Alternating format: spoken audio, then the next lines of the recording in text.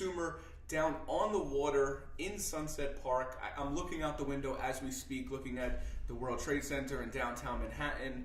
Why don't you introduce yourself, tell us a little bit about you and your story and so on. Hey, so first I want to say thanks for inviting me to do this podcast. Always respected your hustle since I came across you, and featuring Made in New York I think is really important. There are lots of makers in New York, whether they're involved in art or other things, other industries, so yeah, I'm grateful to be asked to participate. So my name is Consumer. I make art. I'm primarily a stencil artist, but I also do mixed media collage type work as well.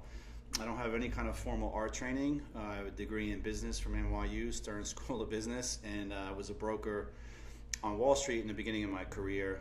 Then I did business development when the internet infrastructure was getting built out. Okay. And then became an entrepreneur, building, operating, selling to retail establishments. So about 3 or 4 years ago, I wanted to make a piece of art for myself. Mm-hmm. About 4 years ago, and that's how the whole thing started.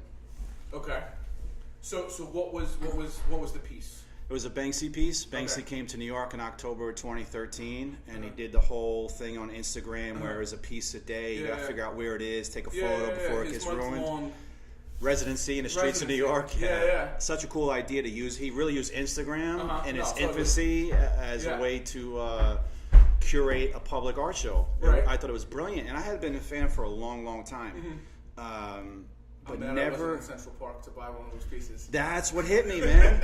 I would have bought the whole fucking table. I would have been like, all right, how much? I'm going to the ATM. Yeah. $600, $700. Everything done. You got. Two pieces going. eBay paid for the whole fucking that rest guy of the year. who bought that just bought his condo in Chicago. Oh, really? He bought 4. Yeah. Sold 2 at auction. Paid for his condo, and he's free rolling. That's crazy. Yeah.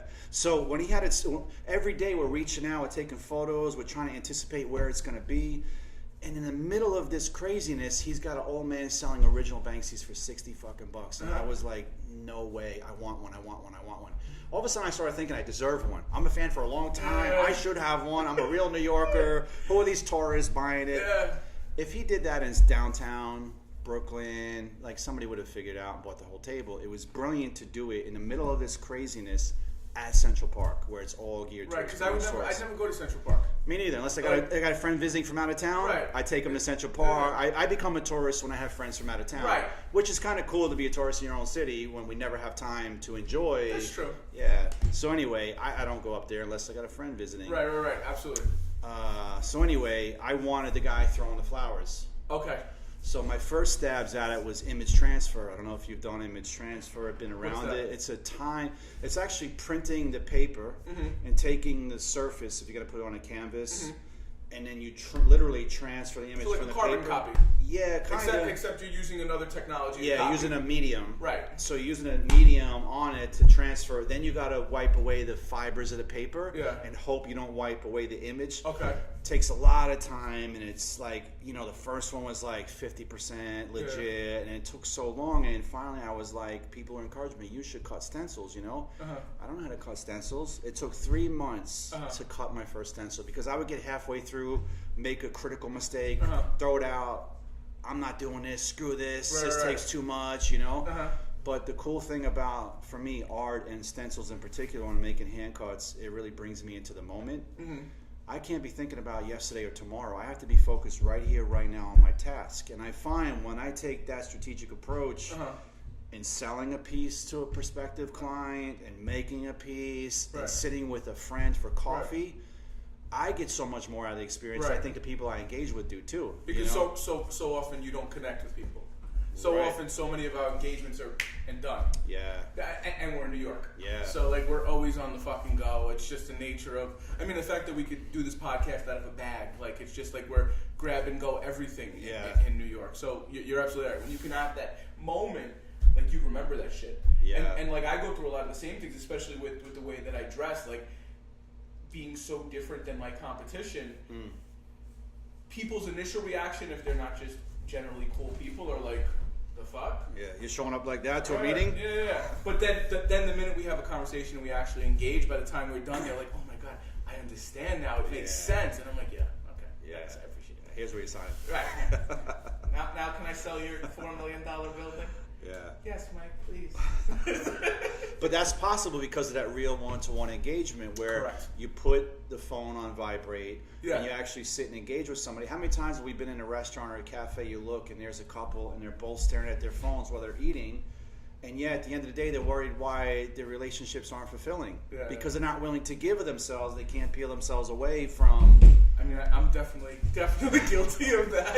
Hey, listen, we all are too. Many times. This Instagram, this website, this phone is an extension of me and my business, and I have to respond as you do. Absolutely. And a lot of times, response time is critical. Right. But there's also times where it's appropriate if you have a date night with your wife. Yeah, like and you have a babysitter. Yeah. You don't need to be engaged. I'll probably still be in. I want to be honest. It's just me. Yeah. I mean, I've had a computer since I was 2. Yeah. Like and I'm definitely lucky in that regard. Like, but I love technology. Yeah. Like so much. Like this is like all my shit because I was like, all right, how can we do this out of a bag?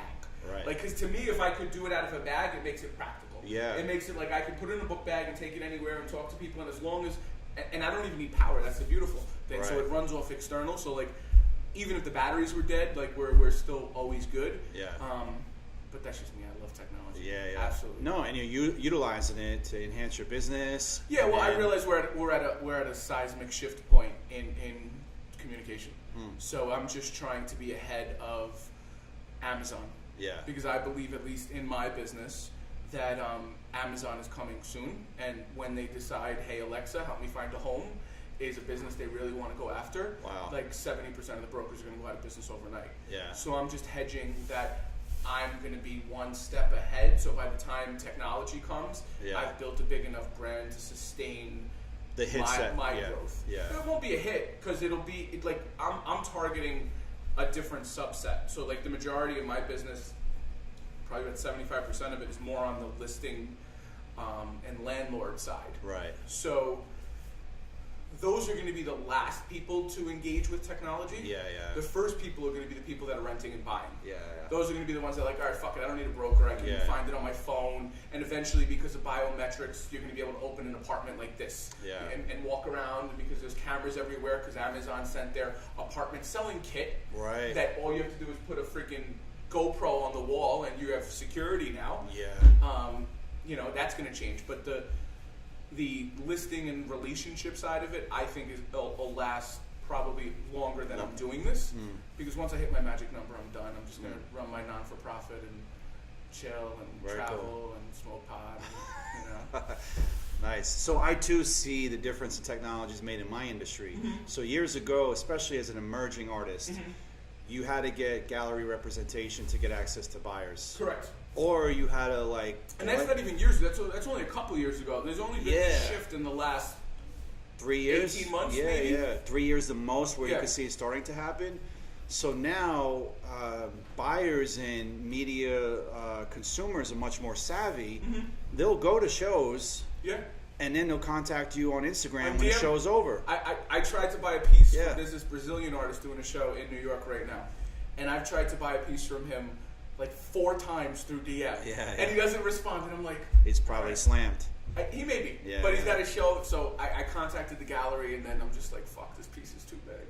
I can't. I want it, but I don't know where I'm gonna put it. Get a bigger house, brother. That's what I tell people. That's the thing. I've been bringing art into the office. Yeah, because you're running out of room. I know. My desk. I have a piece over there.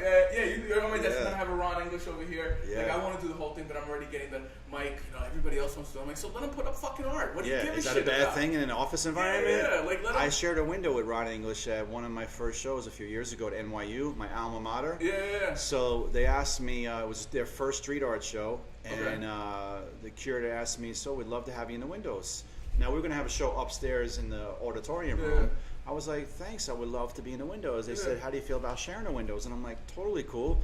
We're working up to window, and they're like, would you like to share a window at Ron English? I'm like, would I? Absolutely. Be honored to, you know what I mean? So getting back to the stencils. So you're 6 months building stencils, getting frustrated. What was the first one that you were like, fuck, this is dope? It was the panda holding the guns, which a lot of people think it's a Banksy. It's not a Banksy.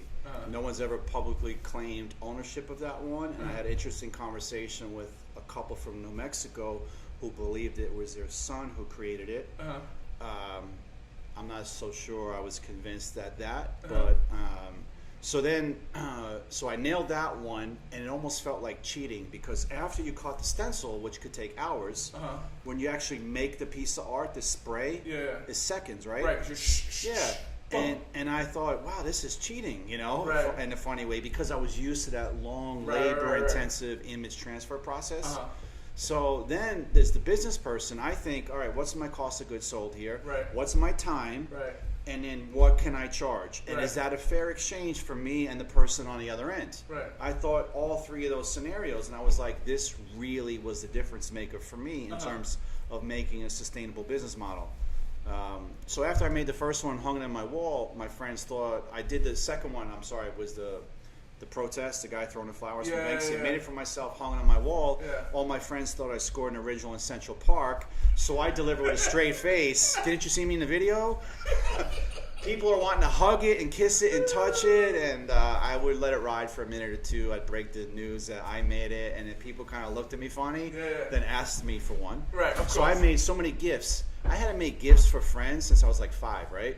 So here I am now, like 40 years old, making gifts for friends and really enjoying the process, not knowing where it's going, but I just really enjoyed what I was doing. And I think that's a big key to happiness day to day, is really enjoy what you're doing. Absolutely. So I felt like it was playing, and I totally do every day. Yeah, right? Like you enjoy? Like yesterday, I worked 17 and a half hours, and I didn't go home. Like, you would think people work 17 and a half hours and they're home and they're like, yeah. I was just like, yo, let's get ready to go tomorrow. Like, loving it. Like, absolutely.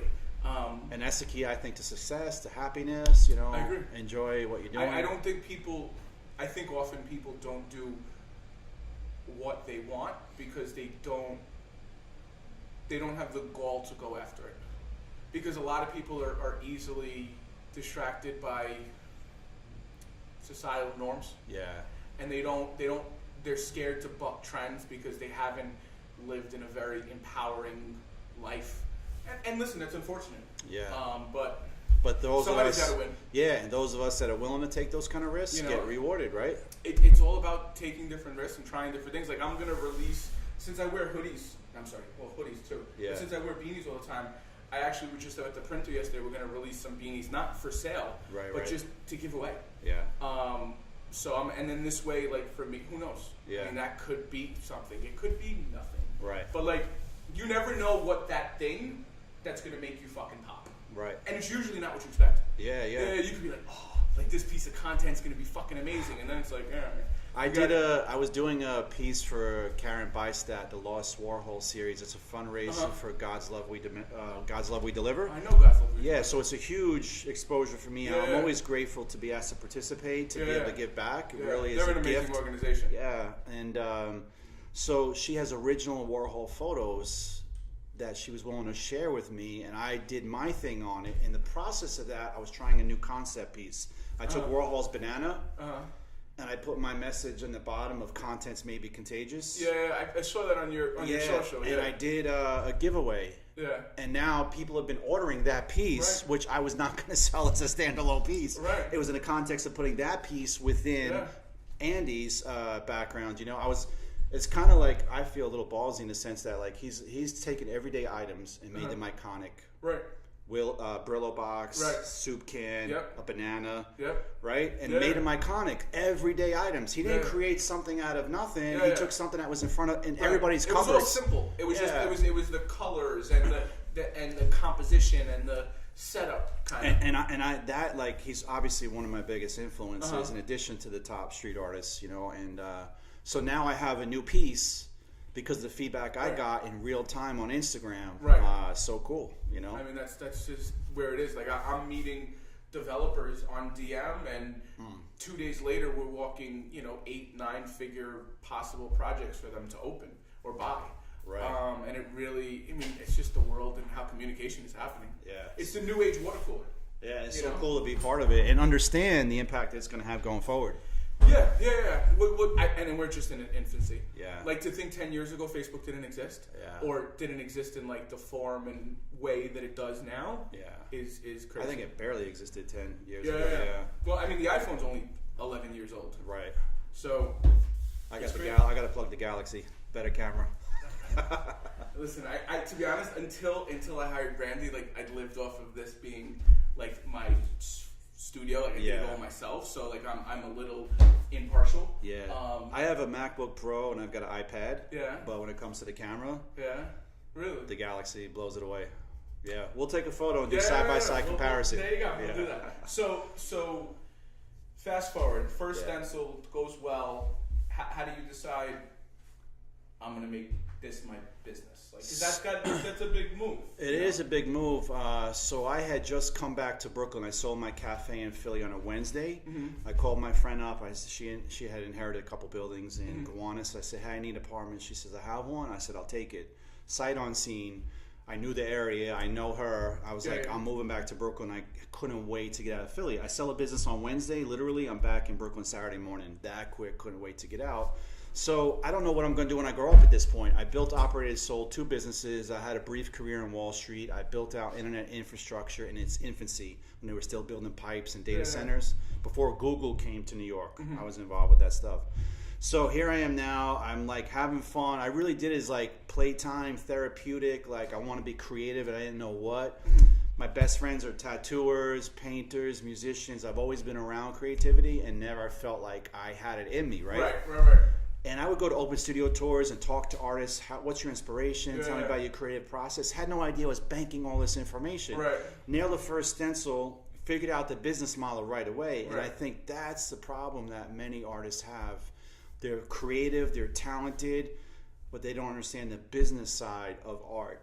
And art is a business like anything else. And it's also other things besides a business too. And I'm also cognizant and aware of that. So I just think to myself, well, what could I do? How much could I charge for these pieces? Where could I sell? And I knew the vending laws in New York are really open for First Amendment free speech. So if I take a piece of paper and draw a stick person on it, the city considers that art, First Amendment. I know friends that are incredible jewelers. They can't bring their stuff to the streets because jewelry is considered an accessory. If I take that stick person, I put it on a t-shirt, I can't sell it because it's accessories. What it really is you're competing against well-established brick and mortars. So they'll be the ones that call the city up and say, I got a store here with jeans and shirts. And there's a guy selling t-shirts in front. He's going to pick my business. That makes sense. Yeah, I get it too. But with the art thing, it's completely different. It really is free speech. So I knew I could go out. The cost to do this was very low. I didn't have to get a retail lease, commercial lease, and I've had 2 of those in the past, 3 of them. And so I was like, I can go out there and get instant feedback by presenting my work to people and be willing to be vulnerable. Because here's my stuff and I'm asking X amount of dollars. So at the beginning I said, here's a piece and it's 25, and people scooped it up without blinking. So it was a 6x8 and I was like, oh, I undercharged myself, right? Then I'm asking 50 for that 6x8 and people are balking. Okay, so then it's a middle ground. I was getting this feedback in real time before I ever ventured onto Instagram, which is a whole other instantaneous instant feedback. So it was about 3.5 years ago that I went out and did that, took that risk. And to me, the risk was so little because I was like, well, if this doesn't work, I could do something else. I'll do something else, whether it's start another business, whether it's go back into some kind of work. And I did have an interest actually in real estate. I have a friend I told you who was a broker in real estate. So I like the action and being involved on a commercial side with different business models.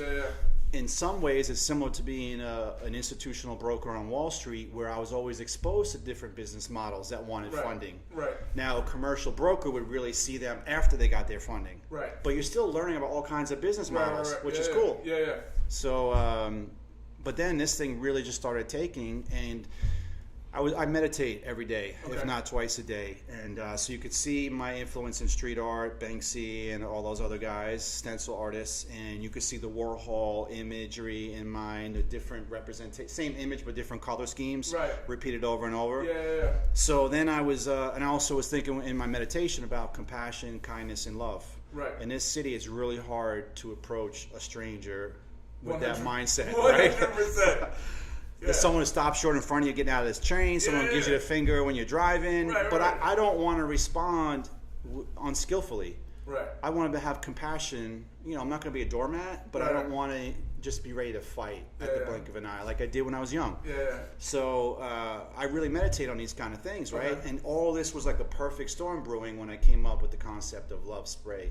It's pop art, it's street art, and it's Buddha's teachings of karma. Okay. And what I found, presenting it and representing it and redesigning it over and over, it speaks to people, male, female, gay, straight, bi, trans, American, European, Middle Eastern, South American, and it speaks because really at the end of it, who doesn't want some more love in their life? Absolutely. You know, and that's the 100%. message behind it, right? So I just how long has the Love Spray been one of your that's 6 months into my career. Okay. The Love Spray, and that's obviously like people call me, oh, here's Mr. Love Spray. Right. You know what I mean? Like that's obviously defined me as an artist right now. And after about a year and a half into that, I almost became resentful at it because I felt like I was being boxed in some ways. Like I was like, well, here's my other pieces. Oh, no, we want the Love Spray, right? And so I kind of stepped away from it for a while. Okay. But when I came back to it, I came back with a whole other attitude of appreciation and gratitude for it. And then I began presenting it in the myriad of ways that we've been seeing in the last year or so. So, definitely. So let's talk about what's going on today. Okay. Like I know, you just finished a window you had at Saks. We actually made a video about that. We bumped into each other randomly. So it's so serendipitous. It's insane. So you build the stencil, get incredible love, do the meditating. Bring me to current day, like where you are now, what you're, and obviously there's some things you probably can't discuss because of whatever NDAs or so on you may be signed on. But where are you now? Like where do you see your next 4, 5, 10 years doing this? So I just want to rehash a tiny bit on that Saks thing because it is history. Absolutely. I was through the Good Luck Dry Cleaners collective, if you will. We were brought in to do their spring fashion catalog. Okay. They had their top brands shoot in front of our murals in a meatpacking district in December. That translated into a speakeasy in the basement of Saks for 9 days in late January, early February, which culminated in the windows on the iconic. They're known. Did the window come as the byproduct of the speakeasy? Like, did the speakeasy go so well they're like, we're going to give you the window, or was it quietly like a package-ish deal? There was a lot of uncertainty throughout the whole process, and not everybody who participated in the catalog and the speakeasy had visibility in the windows. Okay. So it's really humbling to be part of that. Okay. And especially since the people who I shared those windows with, all really big established artists that were there, and myself and Senior Lasso, if you will, were the only 2 emerging artists to participate. So really it's humbling, and I'm extremely grateful to the Good Luck Dry Cleaners crew and to the new media team at Saks. The new media team at Saks totally gets where this technology is heading and what it could do for their brick and mortar business model. Well, brick and mortar is fucked. Yeah. They just really are. Yeah. It's we no longer want to go out and buy things. I know. Especially when you can ship them to my house. Press a button and it gets to my house that day, next day, or whatever. Yeah. So I was joking that I'm looking forward to the point when they create an app that I can order something while in my car and it delivers to my car wherever I am. So the same way you have like refuel, like planes refuel. Yeah. Right? The technology's there in concept, right? Right. Yeah. So another plane meets it, it refuels. Yeah. I want to be able to be like, yo, I really need a bottle of water, and I'm sitting in here. And I'm going from here to here. Yeah. Meet me. Merged with me. Yeah, I know. Well, drones will probably be able to do that. GPS drones. Yeah. Right? I think eventually, like, we'll all have our own drone. Yeah. And it follows us around and records everything that we're doing, and so on. And it'll probably be a third the size of that. Yeah. And then technology will be such that the cameras. I mean, these cameras are all, granted, Samsung, iPhone, whatever. Yeah. They're all amazing phenomenal at this point, and so multiply that out by 5-10 years, and it's you're gonna be able to do it with penny-sized shit. Yeah. But listen, that's the future. So the windows happen. Yeah. After the windows, I've gotten commissions. I've gotten invitations. I mentioned the God's Love We Deliver with Karen. Yeah. Doing the Lost Warhol series. That was a byproduct of going, not only just showing up. Now here's the difference. There were other artists involved in this project who had work displayed in a speakeasy, and I'm not going to name names. They didn't come one time. I went to 5 out of 7, I 7 out of there, the like, nights. every night on Instagram. And I was meeting people, I was Right. networking, I was schmoozing, I was Right. hustling. I saw people photographing in front of my wall. Uh-huh. And I said, hey, you're gonna have to sign a compensation commission, joking with them, Yeah. like I'm getting paid for this. But that led to sales. Right, no, that absolutely. joking, like, hey, that's my work, Yeah. and I want to get compensated for it. Yeah. People would say, like, I would love, you made this, I would love to have it in my home, my office. Yeah. So I've gotten work directly from being there. And I got there and into the windows, I believe, in part because they loved the message, they loved the piece itself, but also because I was willing to show up, pitch in, help out. The things that I've learned that make me successful, I get there early, as I noticed you were here for this shoot before me, this recording, and I put my effort in, Yeah. and I'm willing to stay late too. Absolutely. Right? So when I bring that approach into my everyday affairs, Yeah. I usually get rewarded for that. Yeah, because people don't do that. No. Because people work the 9 to 5, even if they And work they for can't themselves. wait. Yeah, they can't and wait they to check clock out. Right. Yeah, they're Right. checked out most of the day. I mean, I see it in my business, Yeah. which is why I know technology is going to eat it. Yeah. Because the everyday real estate agent is lazy as fuck. Yeah. And they're cheap. And they're not innovative. And they're only looking at money. And they don't build relationships. And, we're changing. And like, China is instituting like a clout score, where they're rating their people right now based on like a new age caste system, right? We're only 25 years away from that as a global society. I truly believe that. Yeah. Because listen, everything is becoming more tech based, and either you're using it to, like, you can't fight it, No. but we're seeing that same generational shift that our parents saw, maybe our grandparents, when it went from radio to TV. We're now going TV to internet. Yeah. Because who watches TV anymore? Yeah. I don't even have a TV. Yeah, I mean, we have a TV, but there's a computer plugged into it. Yeah, yeah. And then we'll like stream, or to be Yeah. honest, if I watch 3 hours of TV a month, that's Yeah. fine. The relationships, though, you talked about has been key for me even in business, in formal business structured settings on Wall Street, in technology, or even with myself. Building that connection with somebody, understanding how they got to where they are. Right. Whether it's they're coming to my studio to check things out, pick up a piece, or I'm presenting a deal for them, a structured deal. Yeah. But people buy from people Right. now. Right. In this mom and pop side of the Right. deal. But I see technology changing that too. Well, all technology is doing is making it possible to connect to people you wouldn't have been able to connect to otherwise. The Like, last piece I shipped, Spain. Right. I've never been to Spain. This guy didn't come to the United States and see my work. We connected via Instagram, and the piece is going to Spain. Right. So How he cool might is have that? saw a hashtag or something, or Yeah. whatever, a location tag. I mean, but it's a lot of it comes to, first you get the interest. Yeah. And then, I believe very much what you're saying, the relationships and your engagements. And listen, some people will just transact just to transact, that's fine. Yeah, yeah. But those that build those relationships, like, they're gonna win. Yeah. Because we're shifting, I believe we're shifting to a society where authenticity is significantly more valued than it is right now. Oh, yeah. Just because people aren't real. No. Like, everybody fills the model that they believe is right versus who they really are. Like, And that's a struggle for a lot of people to realize because of you talking about before, societal norms, Yeah. family expectations. Yeah. I'm going to go get a degree and march out onto Wall Street, Yeah. And I thought making all that money would make me happy. Yeah. And doubling your income every couple of years, you would think on some level as a typical American consumer, Right. like that's happiness, right? Yeah. But I realized my happiness was lagging behind me. Right. And so I was fortunate enough to be a single guy with no big overhead to say, screw it, I'm going to take this risk right now. Right. And the worst thing that could happen to me is I'll be back in a job in 6 months or a year if I ultimately failed. Yeah. No, I mean, I was in a very similar position. When we found out that my fiance was pregnant, like, I wasn't in a great financial position, and she was like, she's like, you're going to need to find a job. I'm like, hold on. I'm like, I've been doing this for like 6 years at this point. I'm like, I may not have been totally serious all the 6 years, if I'm honest. Yeah. But like, give me 2 months. She's like, all right, you got to make 25 grand in 2 months. Yeah. I'm like, okay.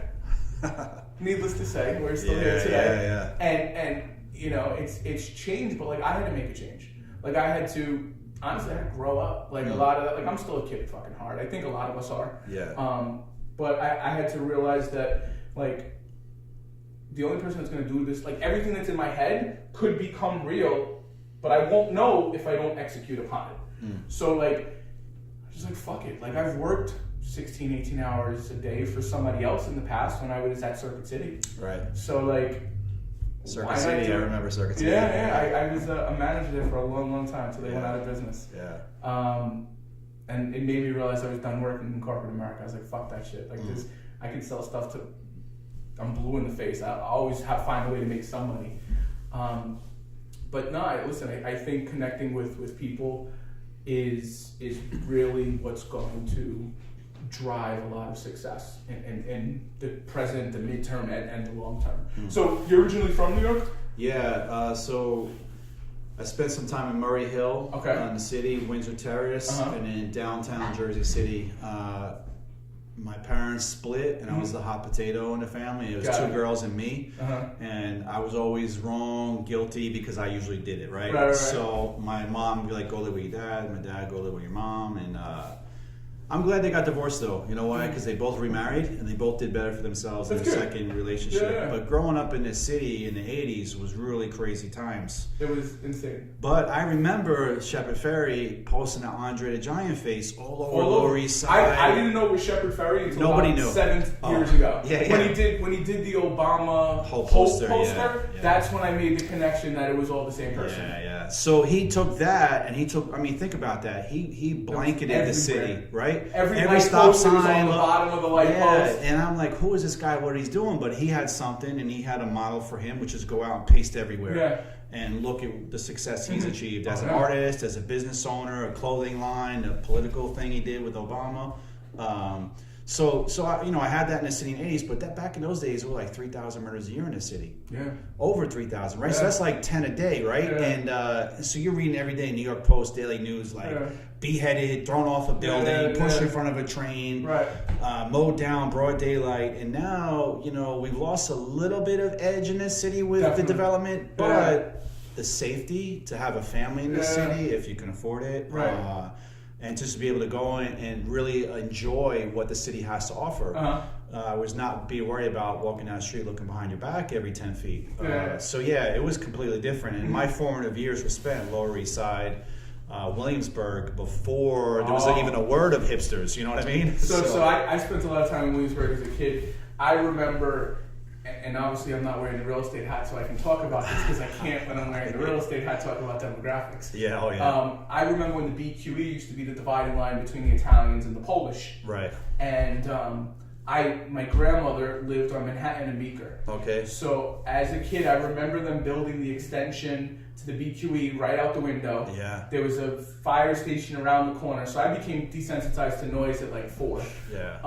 But that whole area down there, like when you went to the feast, a lady in Mount Carmel feast, you went to the feast, but you didn't venture anywhere else. No. You never went to the south side. Yeah. And you only went to Kent if you wanted drugs or prostitutes. Right, yeah. And now, it's $1,500 to $2,000 a foot for condos on Kent. Yeah. And it's only going to get more expensive. There used to be a really cool vintage place on Kent by the Hasidic Jews, one of those big warehouses. If you liked vintage clothing, you can go there and get like a really cool old school denim jacket for like $10. Really? I would see retailers from the East Village that I knew by face in this place shopping retail with me, and they would bring it across the river and sell it for $70.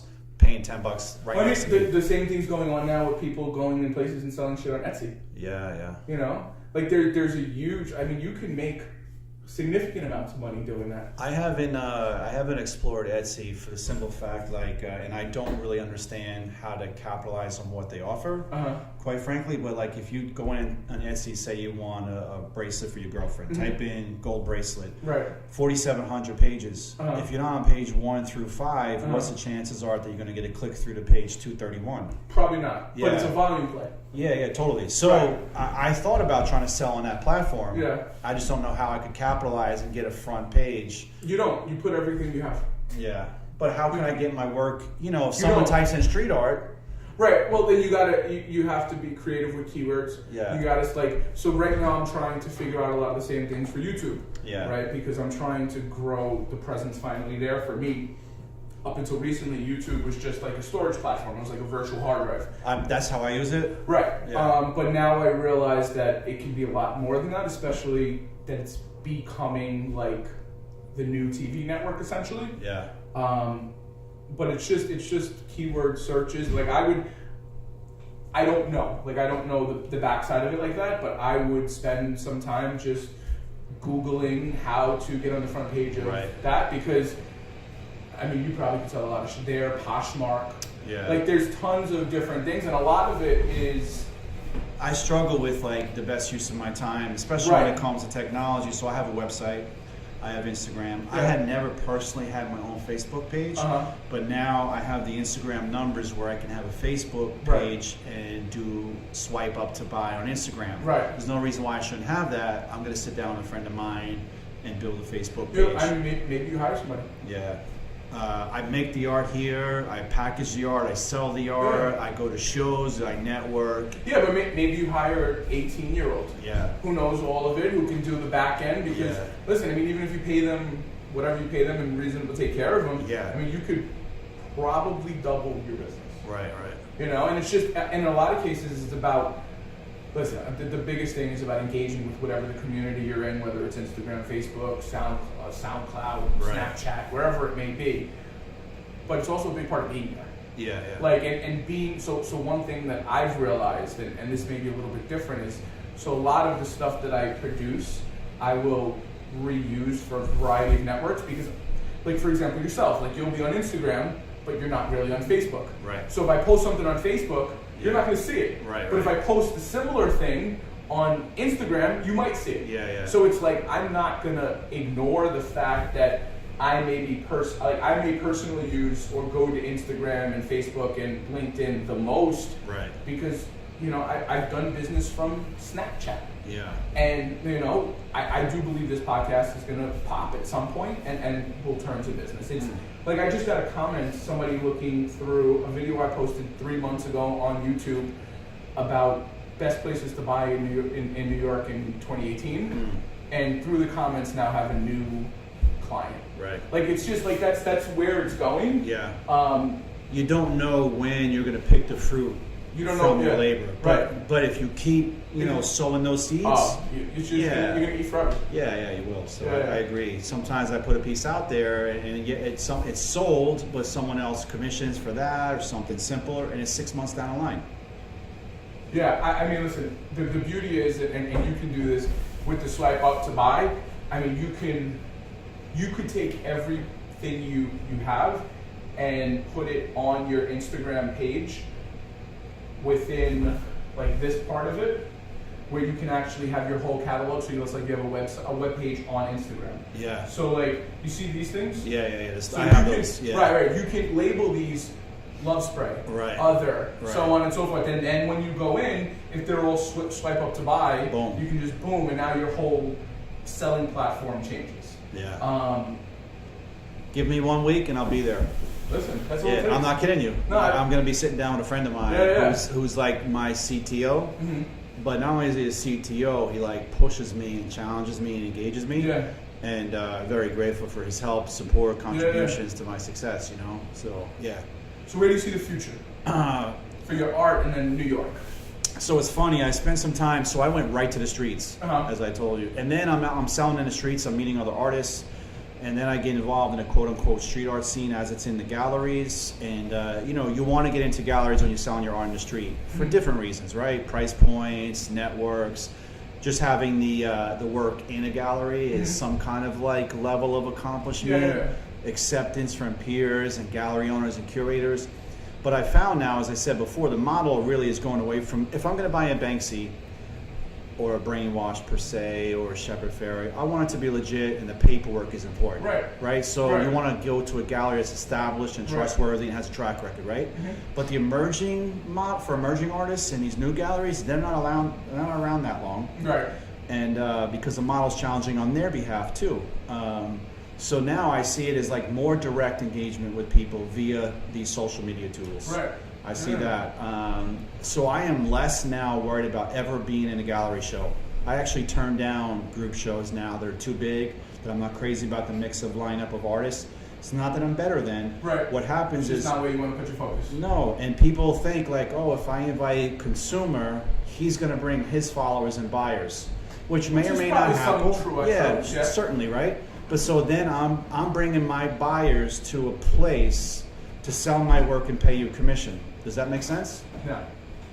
No, right? No. So that's what I found. I need you for. Yeah, I did. I'm going to bring my people. They can come to my studio. We can do a party here, and I can sell. I haven't even shown you the views yet out the back door. We're gonna have to check that out. We're gonna have a party, and you guys are certainly invited to the party. Yeah. But yeah, people just last night I posted on Instagram. An awesome young couple came and they commissioned me. They commissioned me specifically for that piece with the resin finish. Yeah. They picked it up here. We got to engage with them, and so why do I need to go to someone's group show in some little space and pay commissions when my buyers can come directly to me?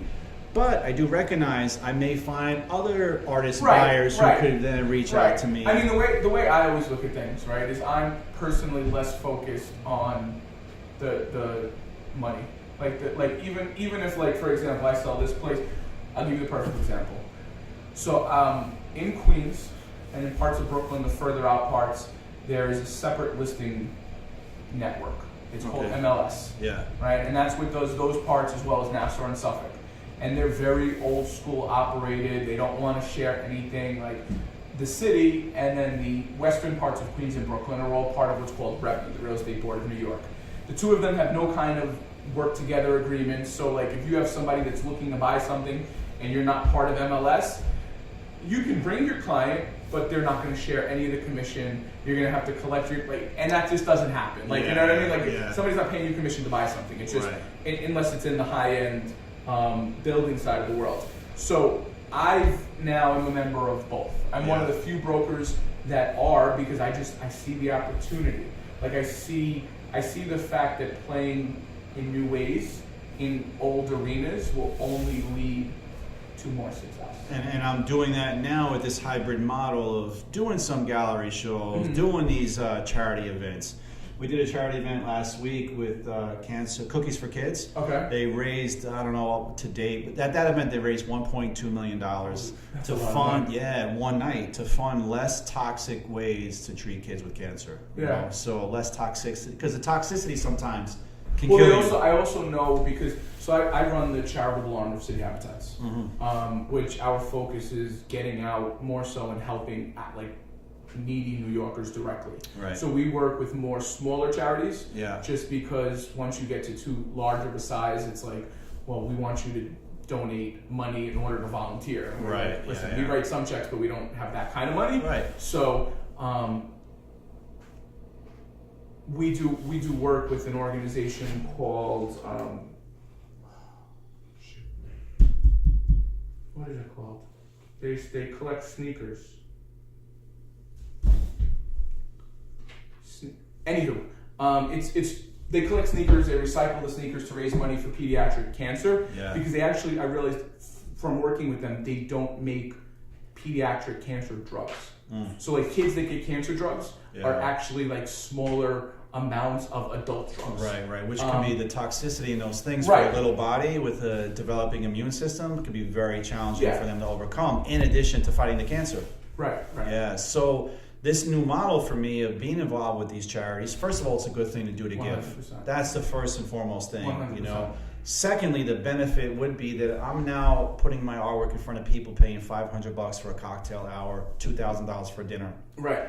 Do I not want to have my work in front of those folks? Absolutely. They have discretionary income, and so that's a nice benefit of that. So I envision engaging more with charities, but I'm not just going to say yes to any charity. Right. I have a section on my website that says I want to see a 501c3 number. Is it a recurring event? Blah blah. I have a series of questions before I even entertain the idea of working with a charity. I want to make sure it's legit. Right. Because anybody could post something on Internet and create an account. When I found during that time when I sold my second business and before I did the art, I had time on my hands. So I wanted to give, and I did a little bit of research, and I volunteered with City Harvest. Okay. Their numbers are phenomenal. It's like 92 cents for every dollar raised goes into those programs. Right. They have a hub of paid people, and the rim and spokes and tire are all volunteers. And that's why they can maintain such a high rating. There's other charities, like 15% goes to the charity and the rest is administration and overhead. It's a scam. Really a scam. Yeah. So anyway, those things are important to me to be engaged with them as an artist, first of all, as just a New Yorker who has more than he needs, so I can then help those in need. So that's one new area where I feel like it's really important for me to focus. And then, as I mentioned just a short time ago, really build up my social media game. I'm functional on Instagram. I could do better on Instagram through the use of the Facebook. And then strategically selective, the shows I will engage with that have curators and galleries. But there's also new models going on now, like with these luxury buildings. There are guys in there presenting art to sell to the building, rotating art shows. And you know, if you think about the captive audience that's in a luxury building, they have the kind of funds, the same folks that would, you know, go and pay. You're scratching on something that I've been incredibly cognizant of for a long time. Art is one of the last remaining amenities that is yet to be tapped in luxury real estate. And there's some folks, like there's one building in Williamsburg where part of their marketing, it's a brainwash. Mr. Brainwash to the side of a building somewhere a couple years ago. And that's a big thing. And I've seen some listings that mention the art, whether it's street art or not. You know, so I want to be involved, and I know several different teams approaching it, and I've already sold pieces that are going in these buildings. The co-living model is interesting. So for like there's new groups that are marketing like for professionals, like say you're going to do a takeover of a company in New York, and the executive team is here for 3 months or 6 months. They're not going to stay in a hotel that long, most likely. They're not going Airbnb. This is kind of somewhere in the middle where it's like, you know, it's a 4-bedroom luxury building, all the top amenities, and maybe the whole team takes one of the 4 bedrooms for 4 months. Those are coming now fully, quote unquote, furnished, for lack of a better word, with art on the walls. I'm selling to this organization that's putting the art on the wall, but these art on the walls can be purchased by these executives. So I could win-win on the same piece of art. I could actually literally sell it twice, and that organization putting it in there would get a commission, which would then cover their cost. So it's interesting. So I'm really engaging in that as well. So there's just so many people looking. Very, very smart. Yeah, so many people looking to hustle. And I really respect that, regardless of what their hustle is. You know, because I learn from different people's hustle. It's even though the message may be the same, sometimes it's the tone or the way in which somebody moves. That really connects. Like for me, at one point, like there was a lot of different mitigating factors that made me get to my tipping point. One of them was, I don't know if you're familiar with Gary Vaynerchuk. No. So he is a motivational speaker kind of. But that's not like his main gig. He runs a new age media company that does all like social for Fortune 500 companies. But he also went in on social 3 years ago. Like early adapter. And even before that, like he had one of the first shows on YouTube as like a wine guy, because that's where he comes from. He comes from his father owned a liquor store, blah, blah, blah. But meanwhile, in a short period of time, he's turned himself into somebody that will be a billionaire. There's no question. He's not there now, but he will be a billionaire.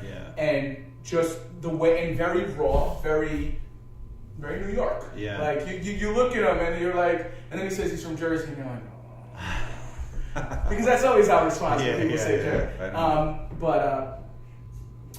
So he, like, his message just connected with me. And I think the beauty is, and I see it in DM every day, like people are like, oh my God, this video, thank you so much, I needed to hear that your hustle, it motivates me. And it's really just about, you know, where people are getting that from. I think it's kind of humbling when people tell you that your hustle impacted their life. Isn't it? 100%. And it's like a really cool feeling that I made a positive impact in someone's life without even trying. And that's the beauty. By setting an example and then sharing it openly like you do. You know, I'm not quite as transparent as you with it, but I am. People, like beginning artists, DM me all the time about technique and process. I never went to art school. I never had an art class, right? And I tell them how I learned. This is a brain fart. But you should make videos of it. I do a little process behind the scenes videos. I am compiling some data to share. Because the reality is and this is, so I've had this fight like with the agents on my team, like they're all worried that like someone else will come steal my idea. Like, no, motherfucker. No, nobody's going to execute at the level. I'm like, if the agents in this office aren't going to execute at this level, wait, if you guys in this room who are the cream of the crop because you're here aren't going to execute upon this, what makes you think the agents out there that are shit are going to fucking execute upon this? Right. So you can give anybody the guide to the water, but they have to be willing to do the work and actually learn. I like the, you mentioned that motivational guy. What was his name? Gary Vaynerchuk. I went to a Tony Robbins thing many years ago. Very similar, And I don't know if you've been into a Tony Robbins thing or know much about it, but the first night there was like 300 people in an auditorium. And we were building this momentum, him sharing authentic stories about his life, his journey. And we went outside and walked on burning coals. Yeah, I've heard about that. And it's legit real burning coals. It's like from here to that wall, 12, 15 feet of them, right? Yeah. No one around me had ever walked on burning coals. Right. No one around me had a mark on their feet. It was really interesting. So we had intensive weekend of hardcore looking at yourself, self-analysis, self-reflection. And sometimes you get this assignment, turn to the person on your left and share whatever. Really hard, gut-wrenching stuff. Yeah. And the thing in the back of your mind is, I fucking walked on burning coals Friday night. Yeah. I can do this. Right. And I don't think I would be where I'm at having not gone through that kind of change, because at that point in my career I was still so corporate, and I thought that I work in that big glass tower and I've achieved this level of success or whatever the outside thinks, but I wasn't happy. Right.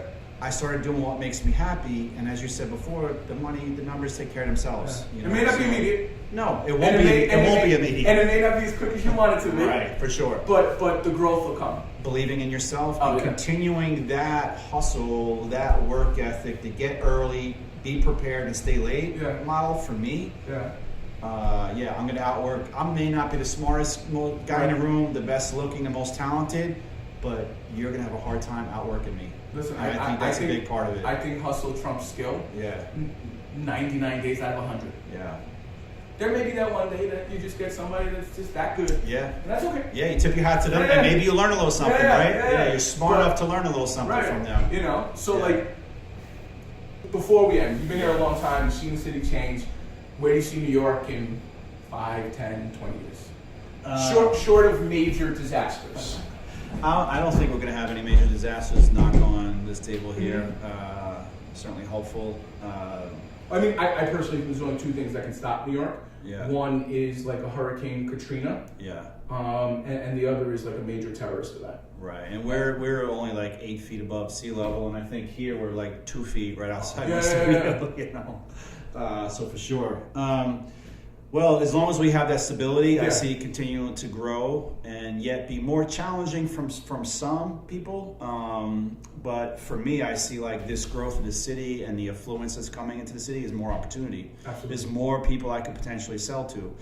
There's more institutions that are becoming friendly with quote unquote street art, pop art, or the blend and mix of the two. So whether it's fundraisers, whether it's a bureaucracy, flagship institution like Saks Fifth Avenue, or whether it's big pop stars, and a couple I've been talking to some that have millions and millions of followers, putting my art there.